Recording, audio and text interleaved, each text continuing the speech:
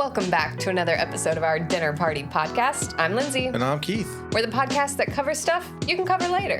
Perfect for a dinner party. Let's get into it. Today, rather serious note, Sugar Bowl.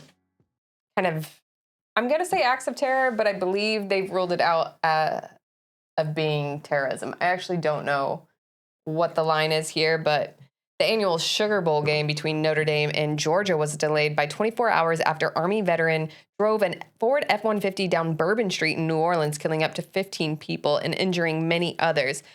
Every time I check in on this story, by the way, I feel like the death toll seems to have risen because this is ongoing, but just really horrible situation there. The alleged actor is Shamsuddin Jabbar.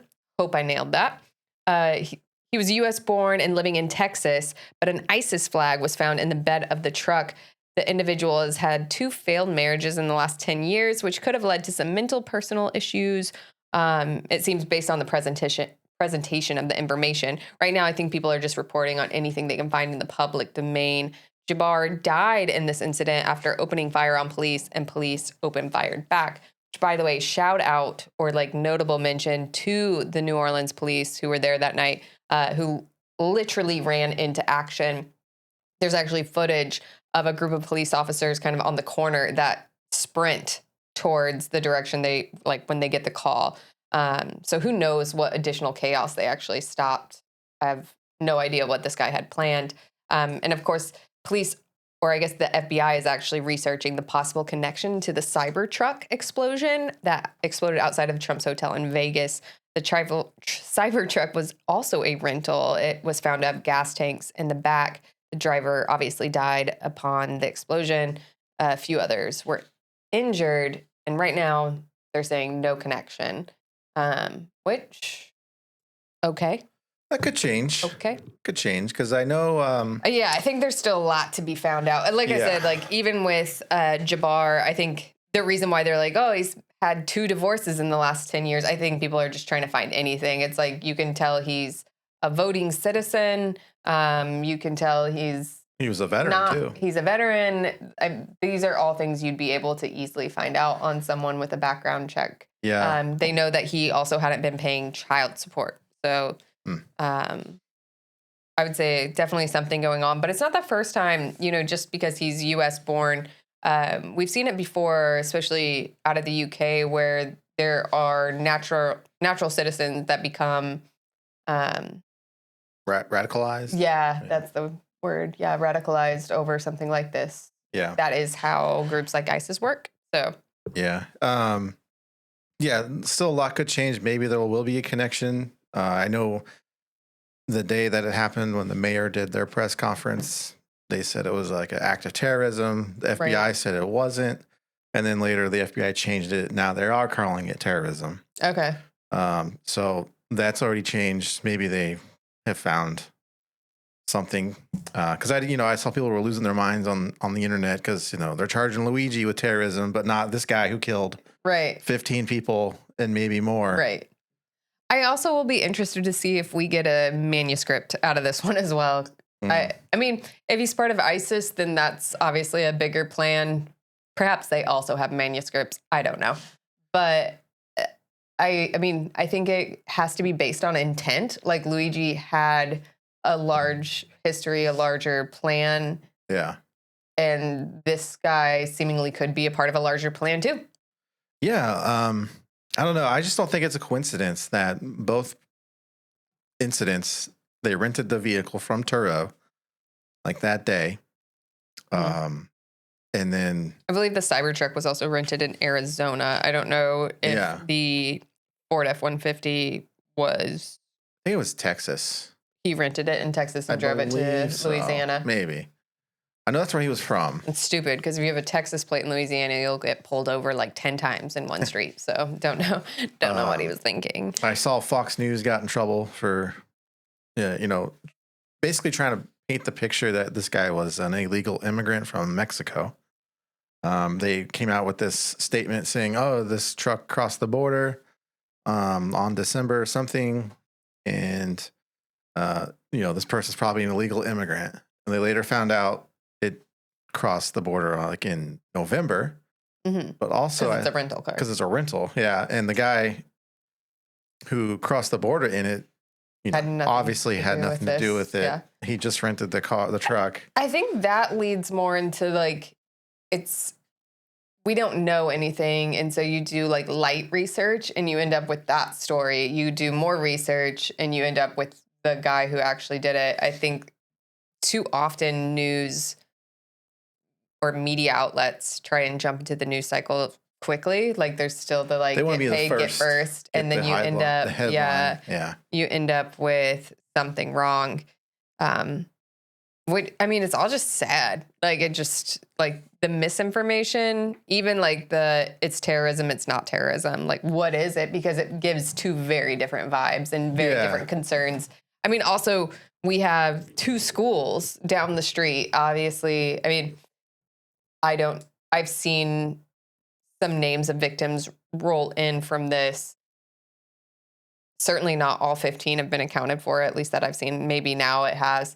But you wonder if any of the students who are there to attend the Notre Dame Georgia game are now victims of this. So really sad to see that too. Yeah. And yeah, I don't know if something was going on because also, I think that day or yesterday, 31st, the FBI also found 120 pipe bombs in Virginia from this one guy's house. Interesting. Just casual. Yeah. That feels right up there with like the 1,000 of bottles of baby oil that he has. What are you going to do with 120 pipe bombs? Yeah, what you got? What you got planned? So that dude was planning something. Interesting. Yeah. And then, these events happened. But now, the Sugar Bowl is currently being played right now. Which is interesting also because the New Orleans mayor came out and said she would like get postponed another 24 hours.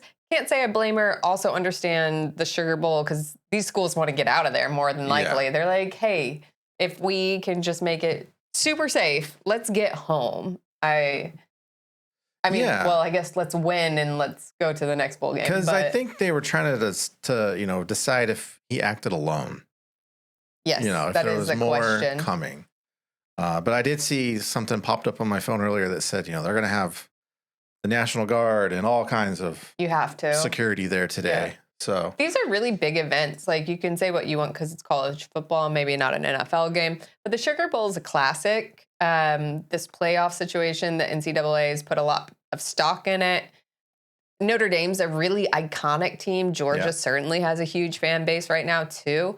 You got to be careful, and I think especially because the youth behind this event, it's a lot of young people, and you don't want to see something go off in any terrible manner. And of course, it's been a day now, and some of the videos are starting to pop up on TikTok and stuff where you can see people just barely not getting ran over, like just barely.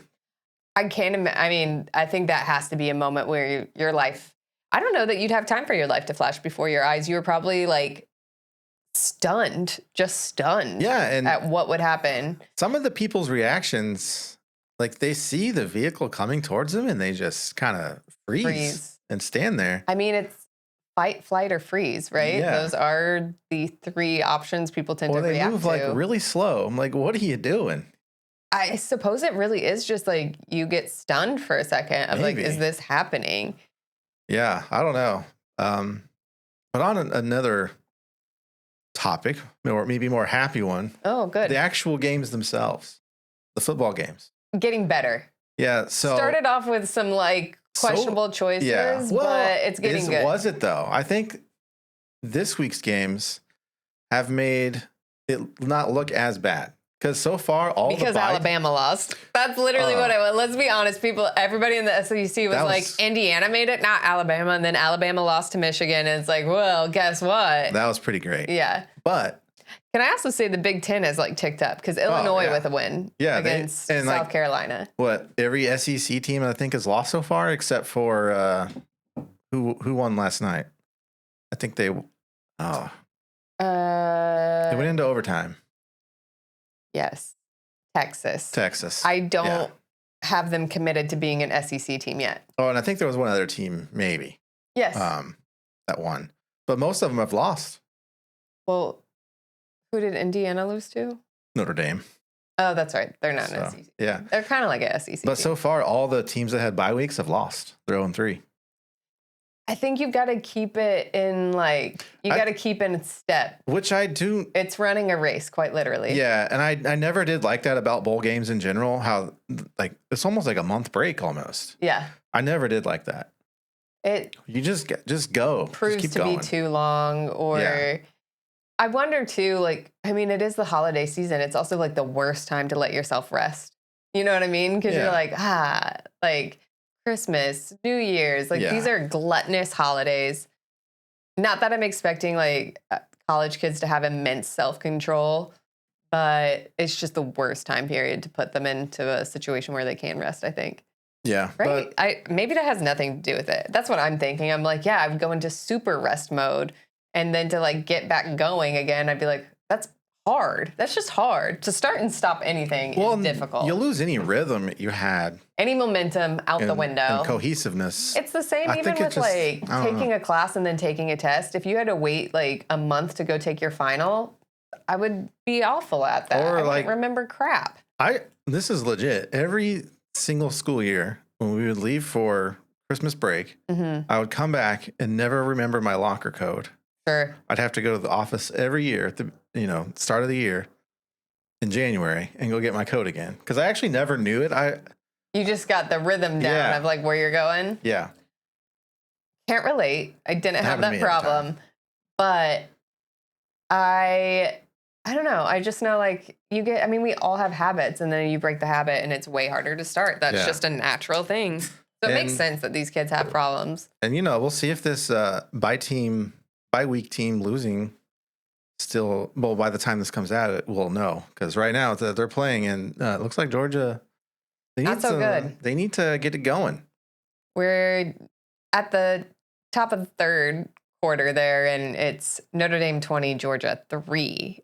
So, which, if Notre Dame wins by this kind of margin, that makes the Indiana game look so much less bad.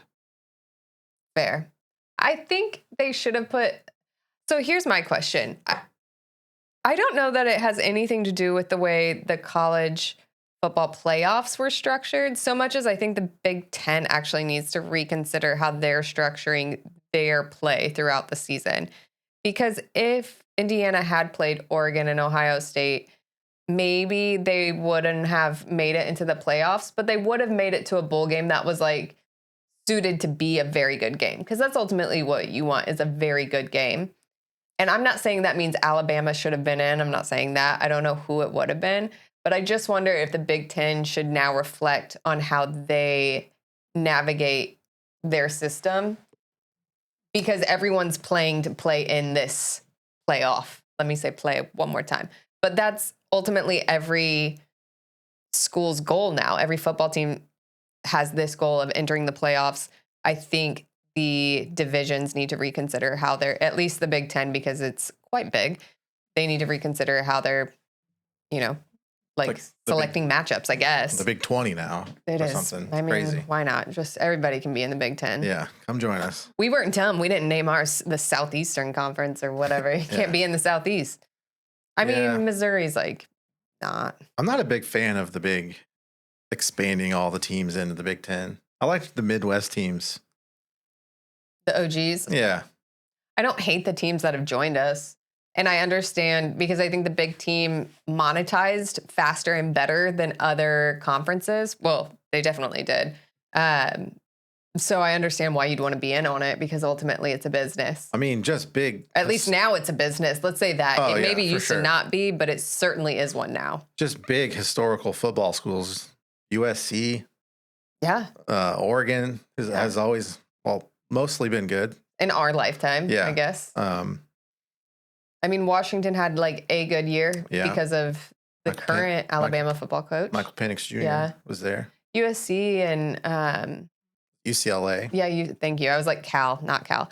That's just iconic. So you kind of want to come with your rival. Iconic. I think basketball. That would be good for basketball season. It will also be great for basketball. But It's also really smart the way they added it. I feel like everybody brought their rival with them, and that's what ultimately matters at least 1 week of the year. That's true. Yeah.